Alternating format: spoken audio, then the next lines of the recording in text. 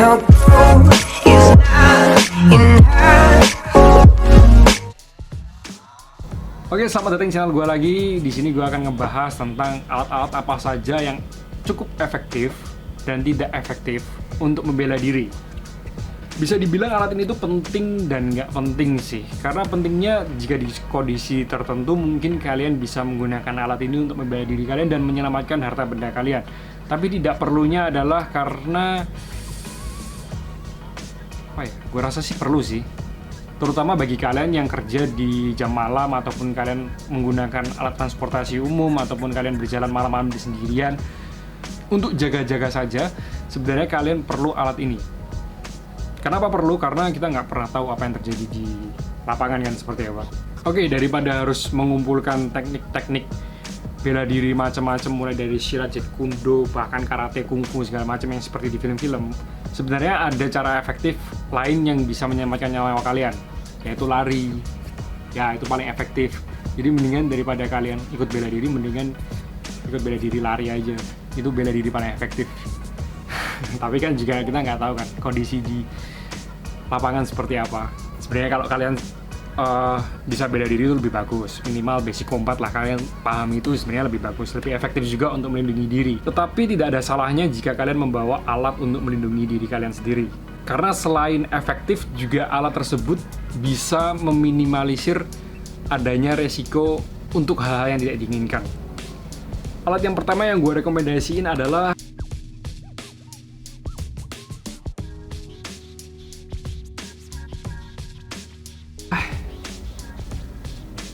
pepper spray. Lu bisa dapetin ini di tempat-tempat jualan self defense. Sekarang orang jual online semua sih. Jadi di sini di toko online ada.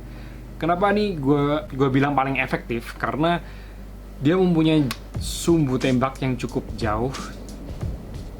Kira-kira segini lah ya guys. Jadi untuk close combat ini bagus banget, dan ini cukup bisa bikin orang lain mengalami sesak nafas dan iritasi mata yang cukup mengganggu. Jadi ketika kalian semprotin ini pun kalian ada waktu untuk lari ataupun untuk minta tolong.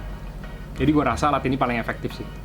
Dan kalian bawa kemana-mana tidak masalah. Misalnya kalian bawa ke mall ataupun bawa ke stasiun ataupun terminal, ini tidak masalah. Dan yang kedua, alasan kedua kenapa ini paling efektif adalah tempatnya nggak terlalu gede, kecil, segini doang, jadi sekantong doang. Jadi lu dimasukin di tas, di tempat pojok-pojok juga bisa.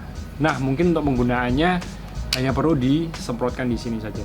Sesimpel itu guys. Dan ini bisa untuk memberi lu waktu untuk lari yang cukup panjang juga ketika lu semprotin pas tepat sasaran. Yang kedua adalah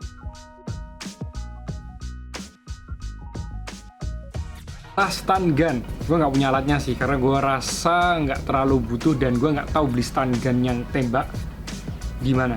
Jadi alat untuk membela diri yang efektif yang kedua adalah stun gun tembak, bukan yang stun gun pegangan seperti bentuknya seperti HP gini, bukan. Kenapa gue bilang ini nggak cocok buat self defense? Karena kalau misalnya kalian nggak kuasai dasar-dasar membela diri atau pergelangan kalian lemah, sumbu jarak dari stun gun tuh paling hanya segini guys. Jadi gue rasa ini sangat tidak efektif sih untuk membela diri. Apalagi lu nggak bisa bela diri ataupun tidak mengerti basic tentang bela diri. Jadi lebih baik lu pakai stun gun tembak aja. Cuman gue nggak tahu beli di mana. Cuman itu termasuk salah satu alat yang paling efektif, yang mungkin kelegalitasnya pun juga tidak masalah sih ketika kalian bawa ke tempat umum ataupun ditaruh di rumah. Jadi gue rasa stun gun tembak akan jadi pilihan yang tepat daripada lu pakai stun gun yang di tangan ini guys. Yang ketiga adalah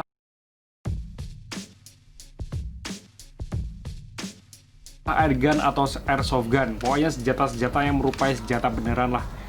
Ini sebenarnya cukup efektif sih untuk menakut-nakuti kalau muka kalian meyakinkan dan muka kalian terlihat seperti mafia atau pemilik senjata api. Tapi sebenarnya alat ini pun tidak boleh dibawa ke tempat umum tanpa adanya izin. Jadi alat-alat seperti ini biasanya sih cocoknya untuk perlindungan diri di dalam rumah. Jadi walaupun untuk menakut-nakuti doang, setidaknya kalian juga tuh udah dapat PD-nya dulu sih sebenarnya sih, walaupun sebenarnya juga gue nggak tahu sih, maling takut gak sama yang kayak beginian. Cuman kalau muka kalian meyakinkan pasti mereka takut juga sih, walaupun itu cuma airgun.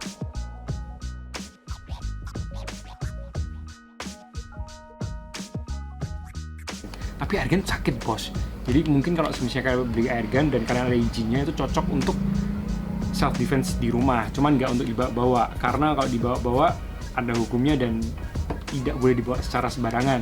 Yang ngeri juga sih kalau orang sembarangan bawa airgun atau airsoft gun ke tempat umum hanya untuk menakut-nakuti.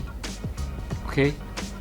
Dan yang terakhir adalah berdoa pada Tuhan. Walaupun kalau kalian pun nggak punya Tuhan, kalau kalian mau pakai jimat ya itu terserah sih ya masing-masing. Oh iya, ada yang terakhir, senter kecil guys, senter kecil yang ukurannya kira-kira segini lah.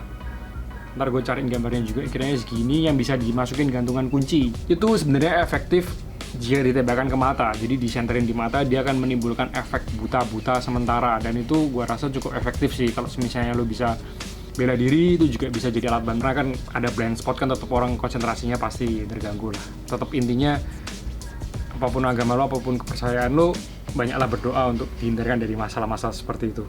Oke, cukup sekian video dari gue rasa gue tetap rekomendasiin lo pakai pepper spray ataupun stun gun yang tembak. Jangan stun gun yang di tangan, itu mendingan pepper spray saja. Dan tetap jaga diri dan hindari lokasi-lokasi yang memang rawan terjadi kejahatan. Gue harap lo terbantu, ataupun lo ada pencerahan, ataupun lo dapet mungkin yang nggak kepikiran, bisa jadi kepikiran instrumen alat apa yang bisa untuk membela diri. Jadi gue paling rekomendasiin pepper spray sih. Sekian dulu video dari gue, semoga bermanfaat. Like, share jika suka, jika tidak mohon kritiknya di kolom komentar dengan bahasa yang sopan. Sampai jumpa di video selanjutnya. Gue Orlansen, bye bye.